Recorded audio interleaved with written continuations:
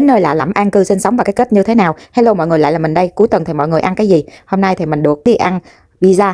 Giờ thì mọi người cùng ăn ngắm cảnh nó lại cùng với mình nha. Cái món ăn nó lạ, nó khác với mà mùi vị của quê hương, nhưng mà sống một thời gian dài thì mình cũng sẽ kiểu giống như là nhập gia thì tùy tục món ăn cũng sẽ rất là ngon.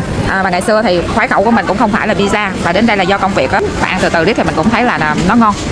Và mùi vị thì mọi người ăn pizza thì mọi người cũng thấy là nó nhạt nhẽo đúng không? Còn người dân miền Nam của mình thì ăn cái gì cũng phải mặn hoặc là đậm đà hoặc là ngọt ngọt mặn mặn nó mới ngon. Và hiện tại là hôm nay là thứ Bảy, sau một ngày làm việc nhiều thì mình được hưởng cái phần ăn là pizza. Mình phải tranh thủ đi sớm chứ mình đi trễ thì nó không có còn. Và nếu như mọi người quan tâm đến cái kênh là chia sẻ về cuộc sống vlog hoặc là chủ đề thức ăn món ăn đồ, mọi người có thể là cho mình xin một DK kênh, một tim một like, một chia sẻ. Cảm ơn mọi người rất là nhiều.